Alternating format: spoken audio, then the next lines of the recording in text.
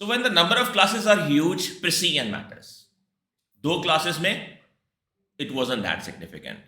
Okay, now the number of classes, for example, if we go beyond 2, it can be 3, it can be 4, but we have to talk about the general case, that it can be as high as you might find, right? So that's why precision that we get in the calculation is important. अब precision के ऊपर फर्क कैसे पड़ता है? मिसाल के तौर पे अगर आप ये केस देखें,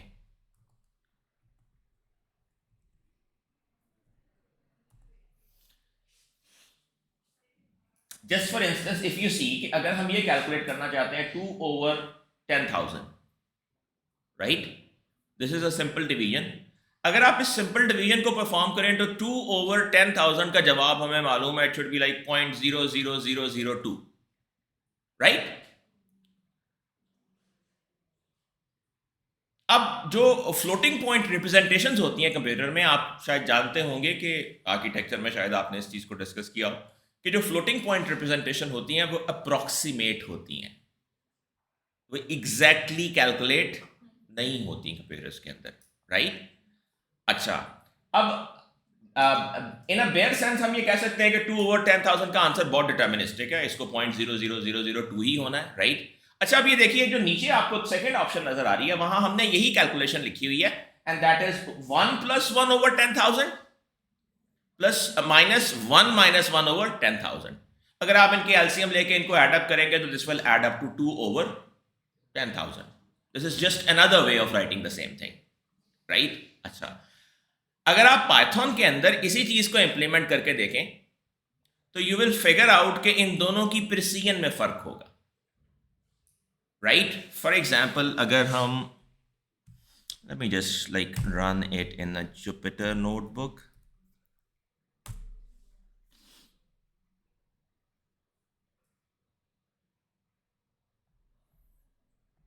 So let me open any Jupyter notebook. I last time actually did it as well, so we just add the same thing again. So let's just say we add a cell here and हम कहते हैं print 2/10,000, right? So this is 0.0002, right? Okay. Now the other option that we are talking about is 1 + 1/10,000 -1 - 1/10,000. Let's say we do the same thing in another way as well. So we say that print like 1 + 1/10,000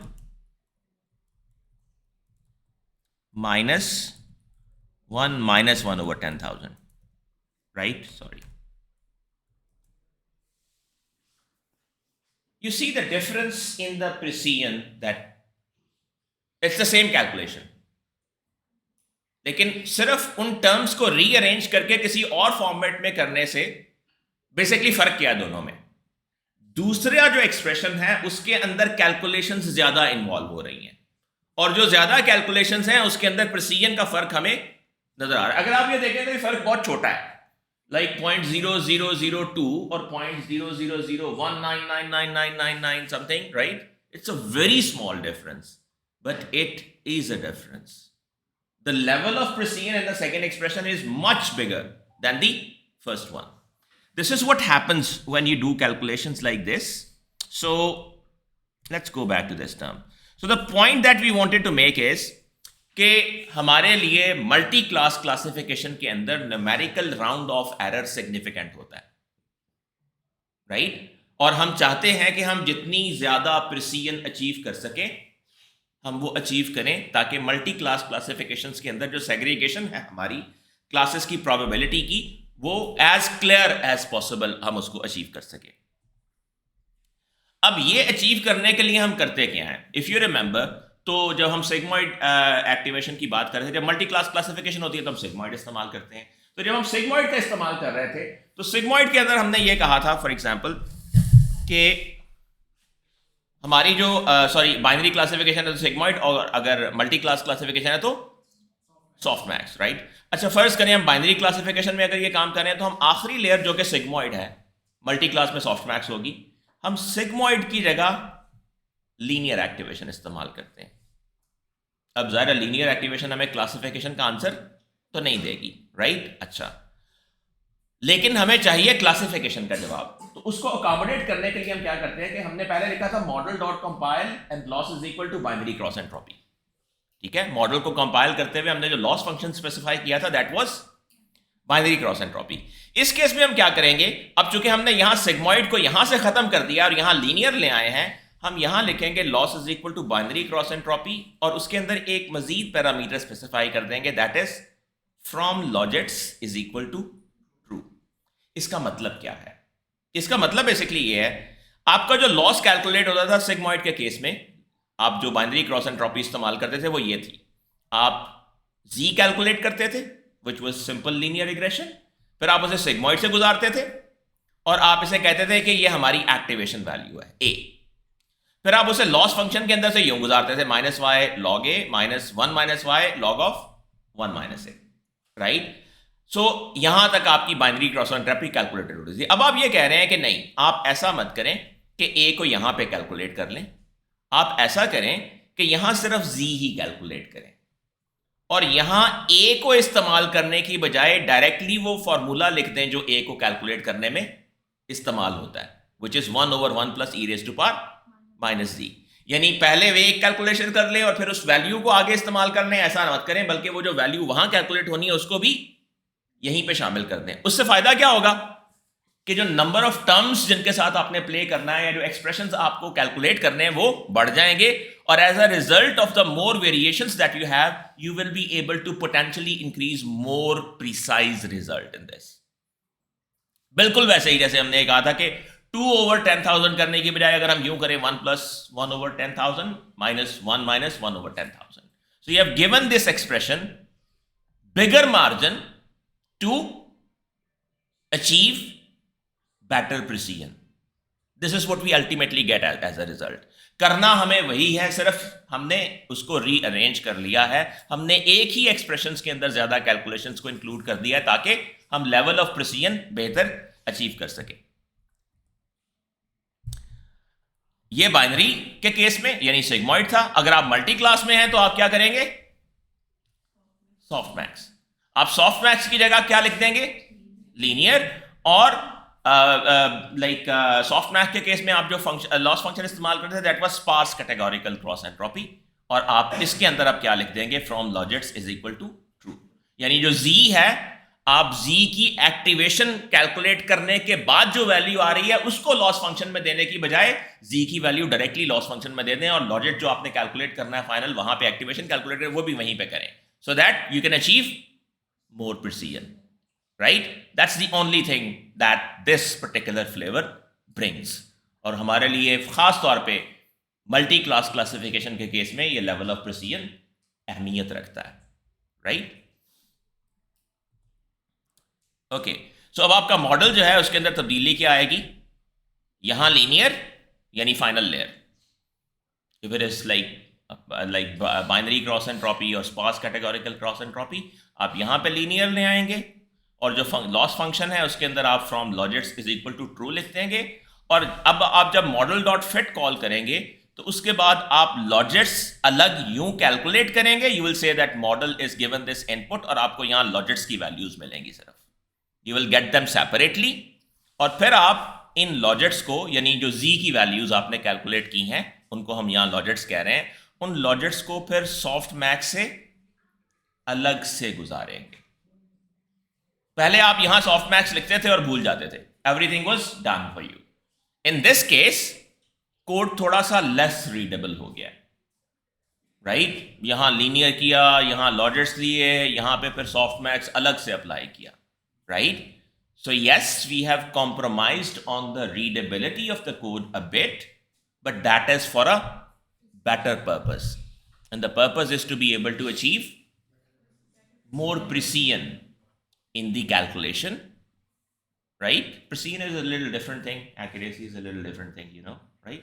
It's about more precise result, right? So आप यहाँ आपको जो value मिलेगी वो directly losses की एक्टिवेशंस की values नहीं होंगी, तो आप लॉजेट्स को फिर सॉफ्ट मैक्स से गुजार के सॉफ्ट उसकी कैलकुलेशन यहाँ पे उसकी अल्टीमेट फिगर्स आपको यहाँ पे मिल रही होंगी। सिमिलरली अगर आप यही चीज़ बाइनरी के केस में कर रहे हैं तो अगेन लीनियर फ्रॉम लॉजेट्स टू जीज, और फिर लॉजेट्स पास करेंगे सिग्मॉइड को, सिग्मॉइड आपको ये प्रोबेबिलिटी कैलकुलेट कर देगा, right?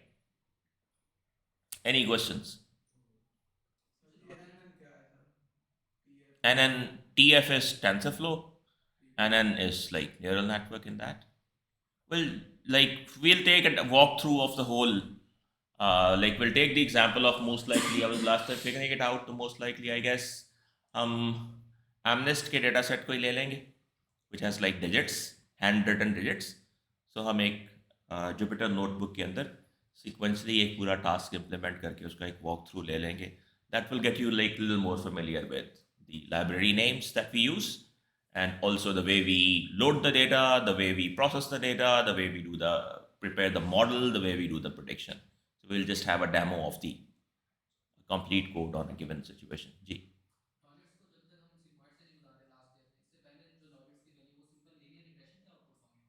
Yeah, Z is simply the I have been like using this term a lot, linear regression. आप इसे weighted sum कह सकते हैं. That's like the same thing. Actually, जब हम linear regression कहते हैं तो हम एक खास किस्म की आउटपुट या प्रॉब्लम टाइप की बात करना शुरू कर देते हैं. तो linear regression essentially तो weighted sum ही है ना, right? So like maybe I guess weighted sum should be more appropriate term than linear regression. Okay. अभी हम बात कर रहे थे like we talked about binary classification. हमने बाइनरी क्लासिफिकेशन को जनरलाइज कर लिया मल्टी क्लास क्लासिफिकेशन के लिए, right? So binary classification, multi class classification. Now we have a little different flavour of like this problem as well, that is called multi label classification. Binary classification का मतलब ये होता है कि आपने जो इनपुट दी है वो दो में से किसी एक कैटेगरी को बिलोंग करती है.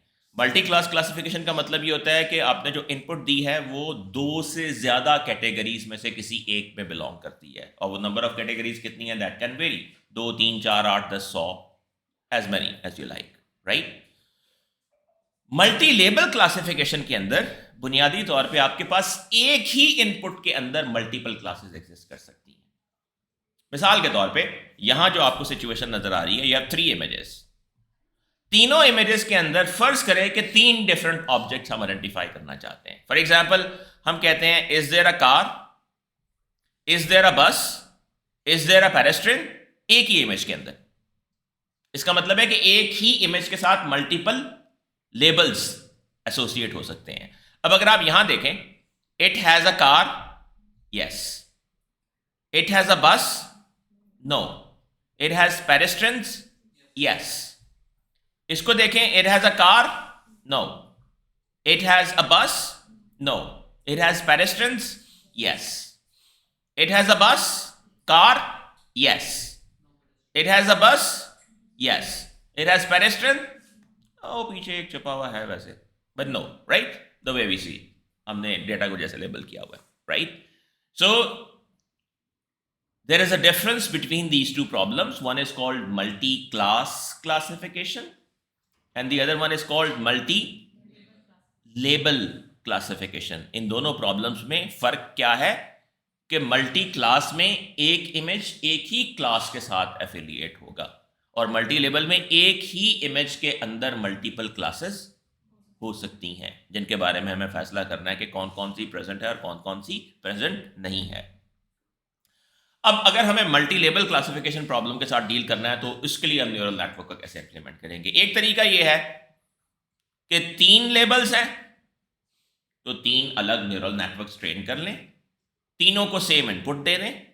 एक न्यूरल नेटवर्क का काम है कि वो कार की प्रेजेंस को चेक करे, दूसरे न्यूरल नेटवर्क का काम ये हो कि वो बस की प्रेजेंस को चेक करे, और तीसरे का काम ये हो कि वो पेडेस्ट्रियन की प्रेजेंस को चेक करे, right?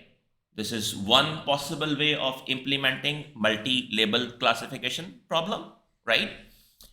Now, one problem with this approach is that you're training 3 neural networks. And like training neural networks on unstructured data is always very time-consuming, overall resource-consuming activity. Can we do any better? Yeah, one thing that we can do is, आप एक ही neural network train करें और final output के ऊपर आप 3 sigmoid units इस्तेमाल कर लें। पहला सिग्मॉइड यूनिट बताएगा कार है या नहीं, दूसरा बस है या नहीं, तीसरा पेडेस्ट्रियन है या नहीं।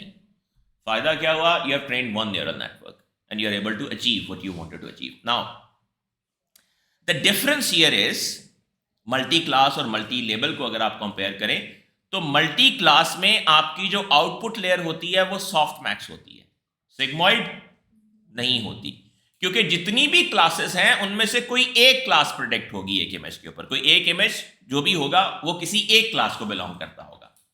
तो आप सॉफ्ट मैक्स इस्तेमाल करेंगे जो ओवरऑल प्रोबेबिलिटी डिस्ट्रीब्यूशन में से आपको उस क्लास की प्रोबेबिलिटी बता रही होगी, हर एक की अलग अलग, राइट। लेकिन मल्टी लेबल के अंदर और आपके पास नंबर ऑफ न्यूरॉन्स कितने होंगे? उतने ही जितनी के क्लासेस हैं। 10 क्लासेस हैं तो 10 न्यूरॉन्स होंगे, 100 क्लासेस हैं तो 100 न्यूरॉन्स होंगे। सिग्मॉइड में एक ही होता है, यस और नो, राइट।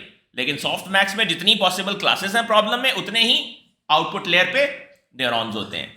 अच्छा, यहां पे चूंकि आप 3 डिफरेंट लेबल्स को प्रिडिक्ट कर रहे हैं तो आपकी आउटपुट लेयर पे 3 न्यूरॉन्स हैं, लेकिन आपकी लेयर सॉफ्ट मैक्स नहीं है बल्कि सिग्मॉइड है, क्योंकि आप असल में तीनों यूनिट्स के ऊपर एक अलग अलग क्लास का फैसला कर रहे हैं, राइट।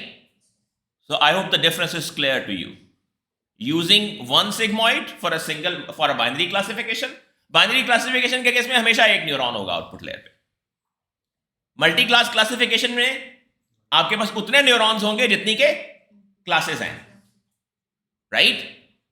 और मल्टी लेबल क्लासिफिकेशन में आप अलग अलग न्यूरल नेटवर्क भी ट्रेन कर सकते हैं। उस सूरत में आपके पास एक ही न्यूरॉन होगा, सिग्मॉइड के साथ आप एक न्यूरल नेटवर्क भी ट्रेन कर सकते हैं और उसमें फिर आपको जितने लेबल्स हैं उतने न्यूरॉन्स चाहिए होंगे, लेकिन एक्टिवेशन फंक्शन सॉफ्ट मैक्स नहीं होगा क्योंकि ये मल्टी क्लास क्लासिफिकेशन नहीं है बल्कि मल्टी लेबल क्लासिफिकेशन है। तो प्रॉब्लम बाइनरी ही है, it's a binary classification problem at 3 levels. So the output layer is still sigmoid but with more than 1 units in this case, and the number of units will be equal to the number of labels that you want to play with. Okay, the next important concept that we talk about is the advanced optimization. Now, if you remember, the primary optimization function that we have talked about is gradient descent. हमने ये कहा था कि आप भले ही linear regression perform कर रहे हैं, भले ही लॉजिस्टिक रिग्रेशन परफॉर्म कर रहे हैं, भले ही आप न्यूरल नेटवर्क में चले गए हैं और आप एक डेप्थ में जाके इस काम को करने की कोशिश कर रहे हैं, आपका जो ऑप्टिमाइजेशन मेथड है वो क्या है? Gradient descent. ऑप्टिमाइजेशन मेथड का मतलब क्या है कि आपने वेट्स को इंप्रूव करना है, अपडेट करना है with an aim to minimize your loss function, whatever that cost function is, right? तो हमारा ऑप्टिमाइजेशन मेथड अभी तक जो हमने डिस्कस किया है that is primarily gradient descent. Now, can we do anything better than gradient descent? अब gradient descent में क्या होता है? 2 चीजें हैं, एक derivative, the gradient, I've said it repeatedly that gradient, slope और derivative mean the same thing in our context. ठीक है। अब ग्रेडियंट डिसेंट किसी भी पैरामीटर की वैल्यू को कितनी तेजी से अपडेट करेगा ये डिपेंड करता है, एक तो कि ग्रेडियंट कितना है, स्लोप कितनी है, डेरिवेटिव की वैल्यू क्या है, और दूसरा लर्निंग रेट, कि आप लर्निंग रेट की वैल्यू क्या रखते हैं। तो 2 चीजों को मल्टीप्लाई करके वो ये तय करता है कि आपने पैरामीटर की वैल्यू को कितना तेजी से अपडेट करना है। This is what gradient descent does, right. अब जहां तक तो डेरिवेटिव का पार्ट है, तो डेरिवेटिव तो एक खास कैलकुलेशन के जरिए से गुजर के आपके पास आ जाता है। जो एडवांस्ड ऑप्टिमाइजेशन है उसमें हम एक चीज जिसको ट्वीक करने की कोशिश करते हैं, जिसके इर्द गिर्द प्ले अराउंड करने की कोशिश करते हैं, वो है लर्निंग रेट। बिल अमूम जब आप ग्रेडियंट डिसेंट इस्तेमाल करते हैं तो लर्निंग रेट फिक्स होता है, और अगर एक लर्निंग रेट आपके लिए काम नहीं कर रहा तो आप फिर लर्निंग रेट चेंज करके दोबारा एक्सपेरिमेंट करते हैं, दोबारा ट्रेनिंग करते हैं, और आपको आइटरेटिवली मुख्तलिफ वैल्यूज ट्राई करके खुद से फिगर आउट करना पड़ता है कि क्या ट्रेनिंग रेट या क्या लर्निंग रेट आपके केस में वर्केबल सोल्यूशन देता है आपको, राइट।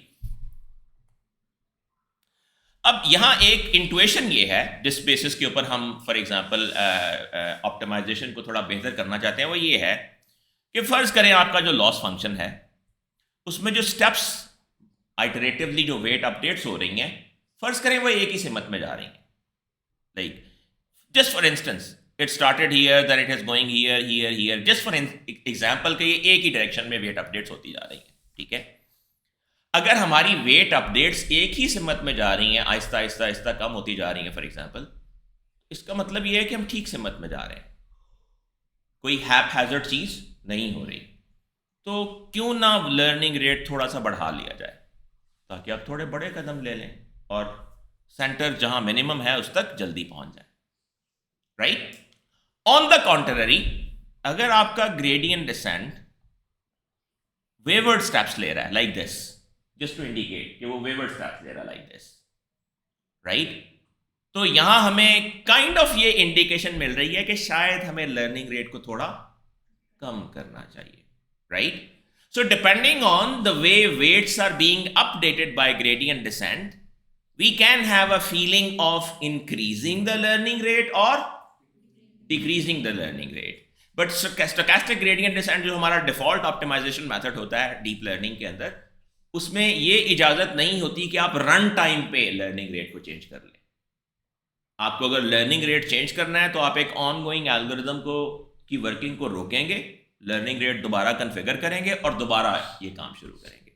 ऑन द फ्लाई इसको चेंज नहीं कर सकते. ठीक. तो अब हम ये चाहते हैं कि क्या ऐसा मुमकिन है कि हम ऑन द फ्लाई ये कर सकें ताकि रोक के दोबारा कन्फिगर करके दोबारा ट्राई ना करना पड़े. Right. So one advanced optimization that was built on top of gradient descent is called ADAM optimization, ADAM algorithm. ADAM is basically short for adaptive momentum. तो आप यूं कह लें कि ADAM algorithm के अंदर ये सलाहियत है कि वो बेसिकली तो ज़ाहिर है बैकएंड पे ग्रेडियंट डिसेंट ही चल रहा है, लेकिन उसके अंदर ये सलाहियत पैदा की गई कि वो अपना जो मोमेंटम है उसको ऑटोमेटिकली ट्वीक कर सके. उसको जब लगे कि वेट्स एक ही सिमत में जा रहे हैं तो वो लर्निंग रेट बढ़ा सके, और जब उसको लगे कि ये रैंडम स्टेप्स ले रहा है तो उसको कम कर सके. In fact like we won't be talking about the actual like the back end working of ADAM, लेकिन अब अगर आप कहीं भी डीप लर्निंग को इस्तेमाल होते देखेंगे तो बिल अमूम you will find that people no more use simple stochastic gradient decent.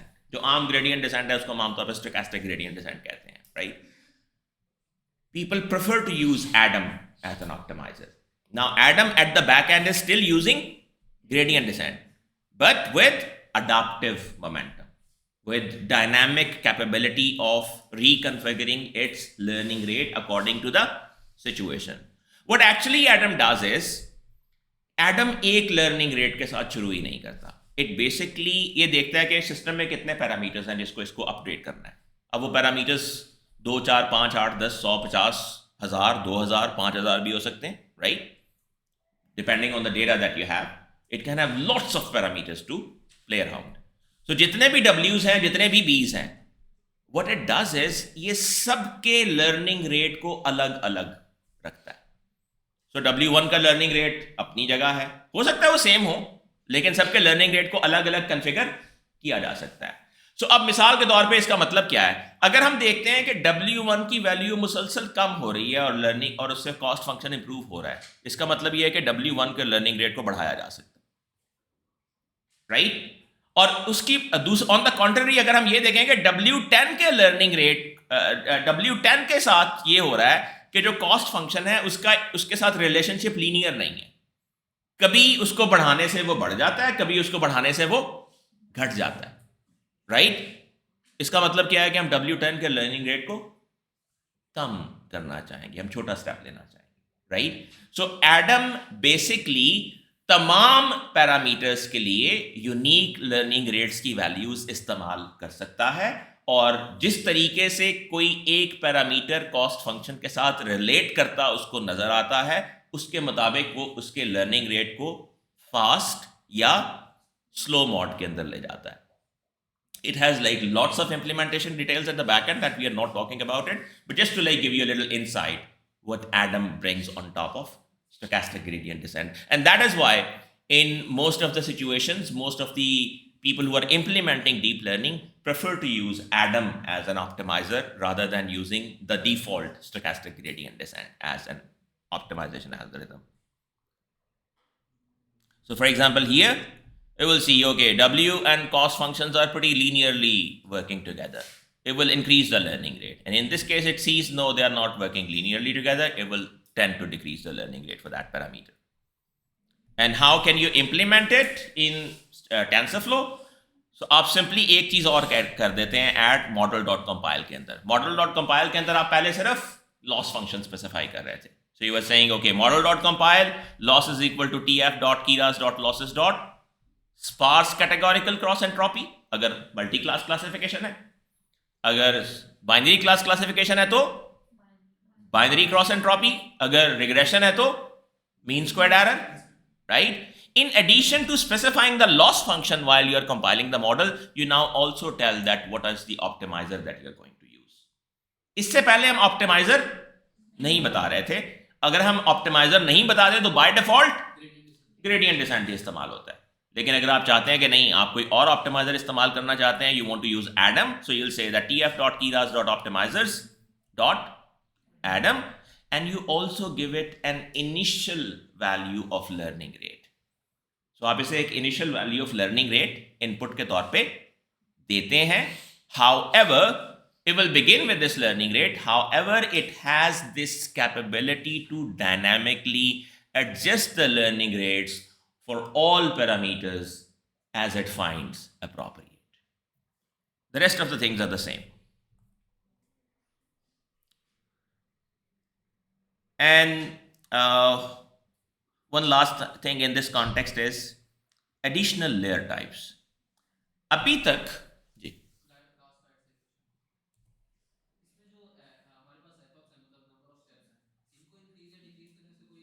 obviously it does. Like देखिए, ये जितने भी पैरामीटर्स हैं इनको हम आमतौर पे हाइपर पैरामीटर्स कहते हैं. For example, learning rate is a hyper parameter. Number of epochs या iterations is a hyper parameter. Hyper parameter का मतलब क्या होता है कि आपको इनको खुद से मॉनिटर करना पड़ता है. फॉर एग्जांपल, आपने एपॉक्स 100 रखे हुए हैं. इसका मतलब ये नहीं है कि ये बहुत अच्छी वैल्यू है या बहुत बुरी वैल्यू है.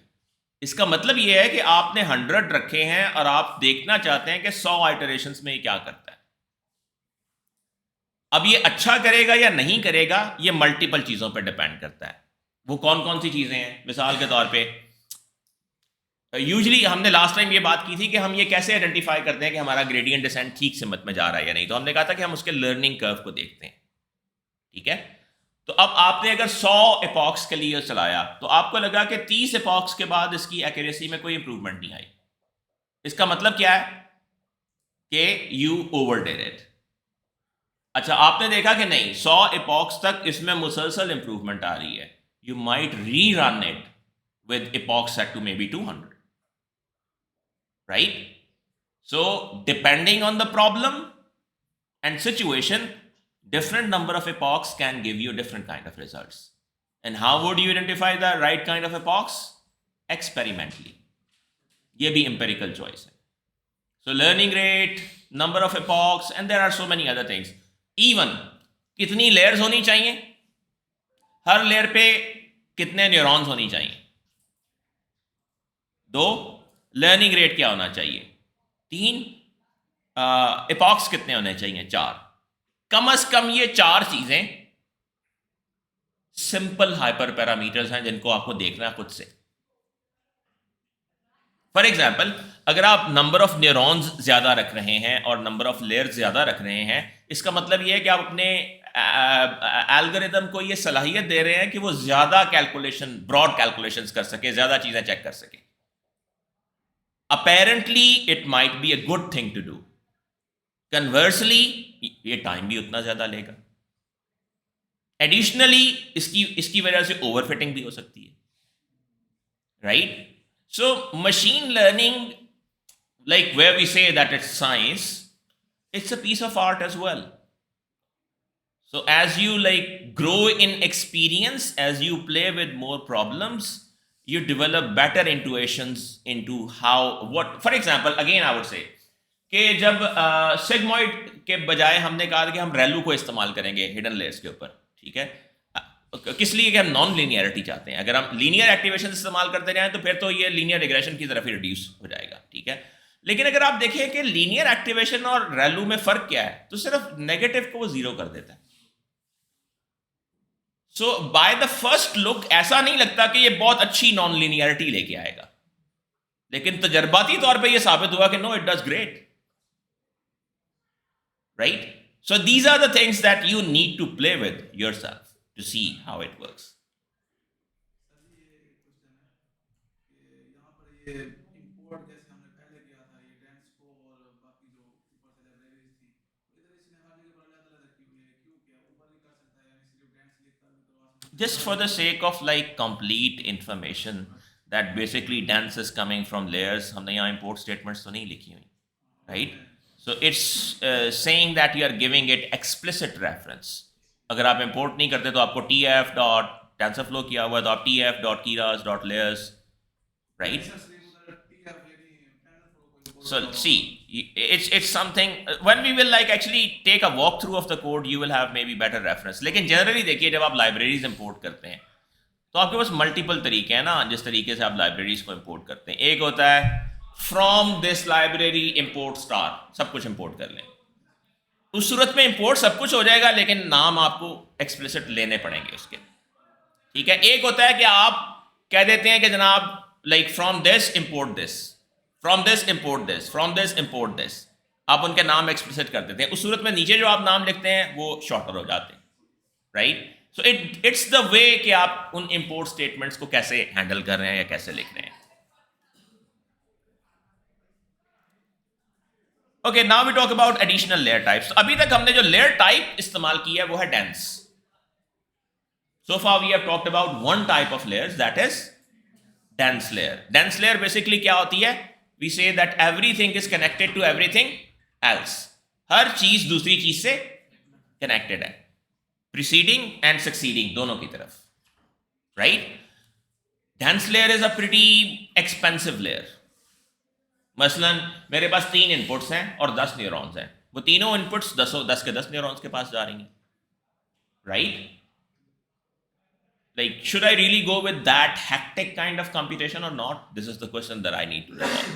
और जब आपके पास डेटा ज़्यादा हो और आप dense layers, number of neurons भी बहुत सारे और लेयर्स भी बहुत सारी इस्तेमाल करें तो कंप्यूटेशंस बहुत ज़्यादा बढ़ जाती हैं, right. Okay, let's talk about like some other types of layers. So this is like your dense layer, conventional layer that we have talked about. एक यहाँ पे अगर 2 न्यूरॉन्स हैं और आगे भी 2 न्यूरॉन्स हैं तो इन दोनों न्यूरॉन्स के कनेक्शन इन दोनों न्यूरॉन्स के साथ होंगे. अगर आगे 10 न्यूरॉन्स हैं तो इन दोनों न्यूरॉन्स के कनेक्शन 10 के 10 न्यूरॉन्स के साथ होंगे. इसको लाइक अक्सर हम कंप्यूटर नेटवर्क या सोशल नेटवर्क की टोपोलॉजी में मैश टोपोलॉजी कहते हैं, that everything is connected to everything else, the maximum possible connections. And obviously जितने कनेक्शन ज्यादा हैं उतनी ही कॉम्प्लेक्सिटी, कंप्यूटेशनल कॉम्प्लेक्सिटी भी ज्यादा है. Another type of very popular layer in addition to the dense layers is called convolutional layer. और convolutional layers को इस्तेमाल करते हुए आमतौर पे जो नेटवर्क्स बनाए जाते हैं उनको हम कॉन्वोल्यूशनल न्यूरल नेटवर्क्स कहते हैं. कॉन्वोल्यूशनल न्यूरल नेटवर्क्स का आइडिया यान ली कुन ने प्रेजेंट किया था. He is like head of AI at Facebook. और एज यू नो कि डीप लर्निंग की 2 popular libraries that we have is, one is TensorFlow that we are like talking about here and the other one is PyTorch. TensorFlow was developed at Google by Andrew Ng, who created this course and his team, and PyTorch was developed at Facebook. Convolutional layer का basically idea क्या है कि बजाय इसके कि आप सारी inputs सारे न्यूरॉन्स को दें, आप इसमें सिलेक्शन और सबसेटिंग ले आए. मिसाल के तौर पे यू से bad at colours. So for example फर्ज करें ये आपका एक इमेज है, यहां पिक्सल्स हैं बहुत सारे.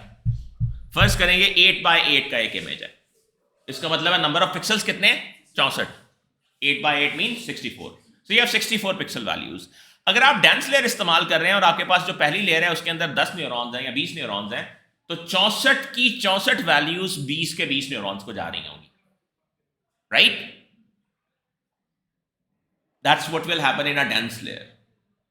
ऑन द कॉन्ट्ररी, अगर आप कॉन्वोल्यूशनल लेयर इस्तेमाल करते हैं तो कॉन्वोल्यूशनल लेयर का आइडिया यह है कि नहीं, ऐसा मत करें कि आप सारी इनपुट्स को इंडिविजुअली सारे न्यूरॉन्स को सप्लाई कर दें। Rather than that, for example हम यहां से कुछ पीस ऑफ इमेज लेते हैं। फॉर एग्जाम्पल हमने ये फॉर एग्जाम्पल कह लें कि ये 3x3 का एक ग्रिड है, 9 पिक्सल्स हैं यहां पे, जस्ट फॉर इंस्टेंस, राइट? आपने कहा जी ये इस न्यूरॉन को दिया जाएगा, ठीक है? आपने एक और रीजन उठाया, ये बड़ा रीजन, ठीक है? जस्ट फॉर से कि ये 6x6 का रीजन है, आपने कहा कि ये वाला रीजन जो है ये इस न्यूरॉन को दिया जाएगा। फिर आपने ये रीजन लिया, आपने कहा ये एक 3x3 का पीस है, ये सिर्फ इस न्यूरॉन को दिया जाएगा, right? And so on so fourth. हमने यहां कलर कोडिंग के साथ मुख्तलिफ रीजन्स को एसोसिएट किया हुआ है, ठीक है? तो बजाय इसके कि एक एक पिक्सल वैल्यू तमाम न्यूरॉन्स को दी जाए, आप सेगमेंट्स मुख्तलिफ उठा के मुख्तलिफ न्यूरॉन्स को दे देते हैं। पहला एडवांटेज आपको यहां यह हुआ कि आपकी कंप्यूटेशन काफी कम हो गई। मसलन इस न्यूरॉन के पास 9 वैल्यूज हैं फॉर एग्जांपल, अदरवाइज कितनी होती? 64, राइट? इसके पास अगर ये बड़ा पीस भी लें तो इसके पास 36 वैल्यूज हैं प्ले करने के लिए, अदरवाइज कितनी होती? 64, राइट? इसी तरीके से फॉर एग्जांपल ये रीजन है, से ये 4x4 का रीजन है 16, तो इसके पास कितनी वैल्यूज है? फॉर एग्जांपल 16, अदरवाइज कितनी होती? 64। तो कॉन्वोल्यूशनल लेयर का आइडिया यह है कि it isn't necessary to give everything to everyone, right? You can like kind of develop pieces and chunks out of the data and like ask different people to do different kind of computation. अब अगर आप यहां देखें तो यहां subsets भी हैं, overlaps भी हैं। मसलन ये हिस्सा आपने अलग भी दिया हुआ है, ठीक है? इसके अलावा अगर आप ये देखें तो ये पूरा एक बड़ा पीस भी दिया हुआ है, right? So you do very different kind of things. आप यहां से मुख्तलिफ सबसेट्स, मुख्तलिफ पूलिंग्स और मुख्तलिफ कर्नल्स का इस्तेमाल करते हुए, तो इसके पीछे एक पूरी लाइक थ्योरी है कि बुनियादी तौर पे ये जो पीसेस होंगे इमेजेस के, ये कैसे सेलेक्ट किए जाएंगे और इनपुट के साथ कैसे मैप किए जाएंगे। That's a whole theory that works at the back and. But the primary idea is आपकी कंप्यूटेशंस फास्ट हो जाती हैं और आमतौर पे आप जितना डेटा पहले इस्तेमाल कर रहे होते हैं उससे कम डेटा के साथ अपने मॉडल को ट्रेन भी कर पाते हैं। तो आप यूं कह लें कि जब तक पहले हम डेंस लेयर्स ही इस्तेमाल कर रहे थे, उसके बाद हम कॉन्वोल्यूशनल लेयर्स की तरफ आए, राइट? और जाहिर है उसके पीछे एक मोटिवेशन थी कि क्या हम कंप्यूटेशनल कॉम्प्लेक्सिटी को कम करके भी अच्छे रिजल्ट्स अचीव कर सकते हैं। So we were able to do that. That's how convolutional layers got realized. और अब इमेज प्रोसेसिंग के अंदर इट्स वर्चुअली इम्पॉसिबल कि आप कॉन्वोल्यूशनल न्यूरल नेटवर्क्स ना इस्तेमाल कर रहे हो, क्योंकि जब आप इमेजेस के साथ प्ले करते हैं तो images data it's like size के एतबार से, कॉम्प्लेक्सिटी के एतबार से it's like big data.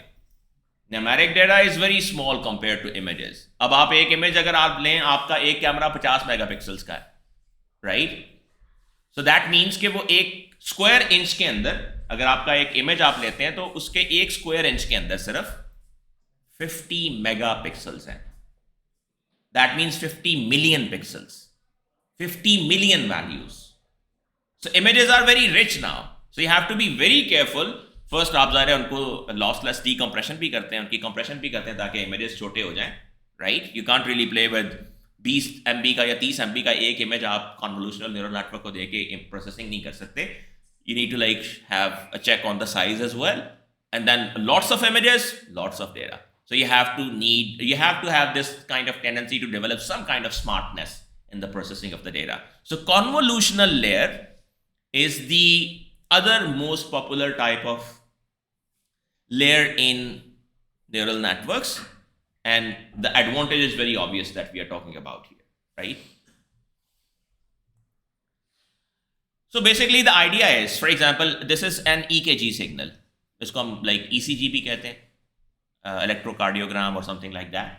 So it's a sine wave which is kind of used as an indicator to identify the presence of a heart disease in someone, right? I hope आप में से कुछ लोगों ने कभी ना कभी ECG करवाई होगी, कितने लोगों ने ECG करवाई हुई है? Nobody. देखी हुई है, ओके। आपने नहीं करवाई? घर में तो चले माँ बाप किसी की, इट्स अ नॉर्मल थिंग। हल्का सा तबीयत खराब हो रहा है यार ECG करवा लेना, like the age is pretty much तो लाइक। फिर अभी आप जब किसी सरकारी नौकरी के लिए कभी अप्लाई करेंगे तो आपकी ECG होनी ही होनी है, बिकॉज वो आपका मेडिकल लेंगे तो उसमें ब्लड टेस्ट भी होंगे, ECG भी होगी, चेस्ट एक्सरे भी होगा, and so on so fourth, right? So like that's, so it's like this sine wave that like is okay. So अब आप क्या करते हैं, ये जो साइन वेव है ये बेसिकली क्या इंडिकेट कर रही है, EKG सिग्नल्स क्या इंडिकेट कर रहे हैं? आप यूं कह लें कि आप इसको एक्स एक्सेस के ऊपर आप ये पॉइंट्स ले लेते हैं और हर एक पॉइंट के ऊपर आप कहते हैं कि आप इसकी हाइट को मॉनिटर करते हैं, x1 पे कितनी हाइट है, x2 पे कितनी है, x3 पे कितनी है, so on so forth. So it's the height of the signal that you are monitoring on a particular instance in time, right? आप इसको वर्टिकल 90 डिग्री पे फ्लिप करते हैं, इस तरह से ले आते हैं, और ये आपकी हाइट्स की वैल्यूज हैं हर एक पॉइंट के ऊपर जो आपने यहाँ पे लिखी हुई है, ठीक है? फर्ज करें आपके पास ये 100 वैल्यूज हैं। फर्ज करें आप x1 से x20 तक एक न्यूरॉन को दे देते हैं, x11 से x30 तक दूसरे न्यूरॉन को दे देते हैं, x21 से x40 तक तीसरे न्यूरॉन को। तो अब आप देखें तो आप 20-20 वैल्यू, 100 की 100 वैल्यूज हर को नहीं दे रहे, आप 20-20 वैल्यूज दे रहे हैं, और वो 20-20 वैल्यूज सेपरेट भी नहीं है, आप ओवरलैप भी कर रहे हैं, right? One possible kind of scenario for example I am just talking about. अच्छा, अब यहां से जब ये वैल्यूज आगे जाती हैं, फर्ज करें ये 9 यूनिट्स हैं आपके पास, ठीक है? तो यहां से आपको 9 वैल्यूज मिलेगी। आप इन 9 वैल्यूज को उठाते हैं, इनमें से 1 से लेके 5 तक इसको दे देते हैं, 3 से लेके 7 तक इसको दे देते हैं, और 5 से लेके 9 तक इसको दे देते हैं, यानी आगे आप 5-5 वैल्यूज दे देते हैं, राइट? और यहां से जो 3 वैल्यूज आती हैं, फॉर एग्जाम्पल आप तीनों की तीनों वैल्यूज उठा के यहां सिग्मॉइड को दे देते हैं, राइट? सो यहां यूं कह लें कि यहां तक आप कॉन्वोल्यूशनल लेयर्स का इस्तेमाल कर रहे हैं, because you are not providing everything as input to every unit, rather you are doing some kind of subsetting. और जैसे मैंने कहा कि जो थ्योरी ऑफ सबसेटिंग है कि आप डेटा को कैसे अलग अलग चंक्स में डिवाइड करेंगे, इसके लिए लाइक डीपर मेथड्स एग्जिस्ट करते हैं कॉन्वोल्यूशनल लेयर्स के अंदर, जिनमें से कुछ पैरामीटर्स कॉन्फ़िगरेबल होते हैं, और उनको भी आपको प्ले करके देखना पड़ता है कि what works for you in a given situation. But the whole theory that we really wanted to talk about is that yes, convolutional layers do bring a lot of computational ease while still maintaining the capability of the neural networks in general to perform good on these kind of, for example, data. Okay, Ji, that's it. If there are any questions, please let me know.